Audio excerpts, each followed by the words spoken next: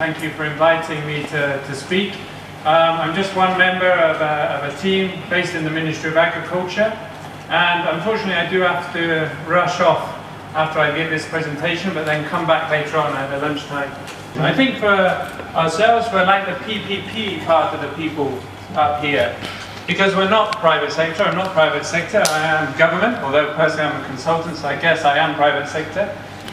So it's a privilege to be standing amongst these distinguished private sector investors to give a little presentation on the beef sector.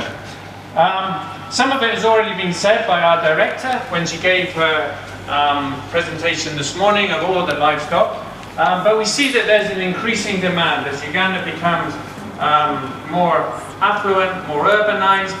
We were bound to see an increase in meat consumption. We're seeing that already, and that will continue to happen.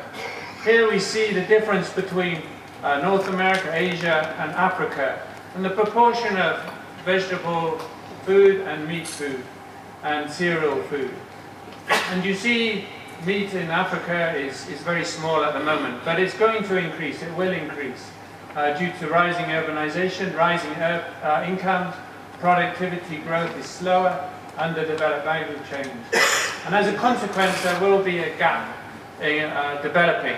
And all of these are the reasons why the European Union decided, together with the government of Uganda, to invest in the beef industry. Yes, we're just one small part of livestock in Uganda, as we've been hearing about, but we feel it's an important part and a part with opportunity. Yeah, so we can see that as we grow richer, we eat more milk, more meat. So this is the way forward. I want to read this. As demand increases, it creates a vacuum and a potential risk as well as an economic opportunity. The overall way for Uganda will be to increase outputs of the main food products in which Uganda has a natural comparative advantage, and to strengthen the post-farm value chains and logistics to bring them to the market more efficiently. And that's what our project is trying to do with beef. When I was following my guidance from Edward about what to talk about, he said, bring out the story. So to me, this is the very summarized the beef story. Many of you Ugandans here, you know it much more than me. But there's a strong cattle keeping tradition in Uganda. And that's an advantage to you private sector investors. People love their animals. But there is a cultural and numbers focus rather than a commercial focus in many cases. There are a few dedicated beef producers. Many are involved in dairy, and it's the offtakes of that dairy or the sick animals coming out of that dairy which are being sold off, or there's family emergencies that come along and they sell off the animals. Feeding is not maximized. Very interesting on the last presentation. Pest and disease control still has a lot to be accomplished, as we heard again from the director this morning. There's FMD and quarantine, which is a serious constraint to private sector, beef sector players. And then we have the issue of animal welfare. I don't know if the visitors here have had the chance to move around. We see the lorries driving with the animals. It's not so nice, and you go to the slaughterhouses and it becomes even more so. And then there's the issue of quality management, maybe linked to, well, along the whole value chain. I don't want to say more, but that is an issue. But there are areas of opportunity. As we were told earlier, a challenge is an opportunity to the private sector. So there's opening of opportunity within the veterinary services. Yes, it's a government mandate to do certain things, but there are other things which private vets can also do. Of course, they need to be authorized. Also, drug provision. We're hearing about the development of vaccines, the local provision of drugs, the difficulty in some cases of getting the drugs needed. Again, there's an opportunity. Breed improvement. We're seeing some good examples. We have our government, NAGRIC and DB, which is the government side of breed development, genetic resources development, but there's also capacity, a lot of capacity within the private sector to do that. Feed provision, both the improvement of rangelands, we're concerned with the environment, but also in concentrate feeds and other feed supplements. And then, of course, the whole issue of production. How can we get more from these animals that we're working with? And then abattoir development. Just recently there's been very recently there's been a new abattoir open but in the last year, I think there's been 2 or 3 open. And they're much higher in standards as well than if you would go to meat packers down in Kampala. You'll see a great difference between the way those newer ones are working and the older traditional ones. And then value addition has been talked about already by the PS and by others. And then quality management services. How can we monitor that quality to make sure that the investor, the end producer, the end market is getting the quality that they want?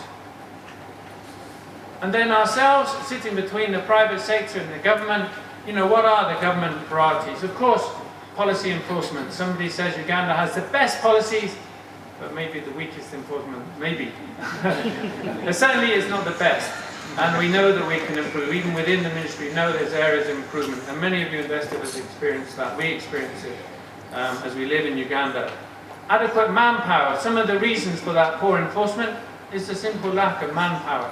They can't be everywhere at once with a few people. And again, the PS directing us to community policing and other ways to ensure policy is enforced. Adequate drug provision. Animal disease, we can have an outbreak and suddenly we need a lot of vaccines or another treatment, and that can sometimes be a problem. So producers have to find other means of getting those drugs if they can, or some people just lose animals, as we heard this morning from the pig producer. Efficient service provision. Yes, the government is meant to do A, B and C, but we can't wait a week for it. We need it done tomorrow, whenever it might be. And at the moment that's not always possible. So we know we need to improve the efficiency within the ministry services to the livestock sector, and particularly the beef sector in this case. And then an allowance of private sector participation. As a ministry, we don't need to do everything. We can't do everything.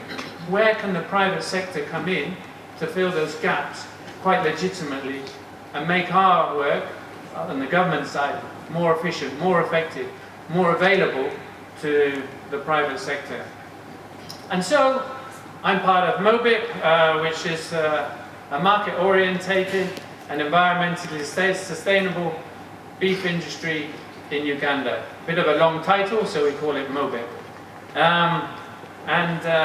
Basically we're looking at policy development, productivity improvement, and value addition and quality assurance. I just want us to look at these pictures because those are examples of improvement. The first one on your left is Seven Hills Farm, where they're developing a feedlot system. Very basic, but they're doing, and they're finding much better performance from their animals. The second one, or the middle one, is from Sanga Meat Industries in Kurihira. And there you see a modern abattoir, deep in the rural place, producing good quality meat. And the final one is a much smaller operation, Tumupe and Ontebi, just near the office.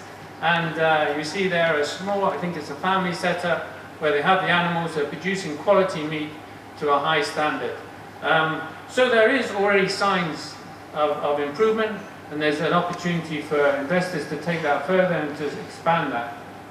A little bit of, because I also have to wear my EU hat, and it also is a concern, of course, that we also need to have these cross-cutting issues. Sustainability. Actually, I think that beef is quite sustainable in that we don't need to cut all the trees to grow beef, although your example was showing quite a lot of trees cut down. But, and of course we have the link with climate change and everything. So in Britain, where I'm from, they're telling us to eat less meat. So we need to be aware of that and make our beef sustainable as possible. We need to have a clean, green energy, low carbon, and then inclusive of job creation, particularly on women and beef. And our sector is very much male orientated. This is where we're working, and these are the conclusions, but I've already given those through what the private sector can do. And this is my catch line: invest in beef, build on tradition and opportunity. Thank you very much. Thank you very much, Alister.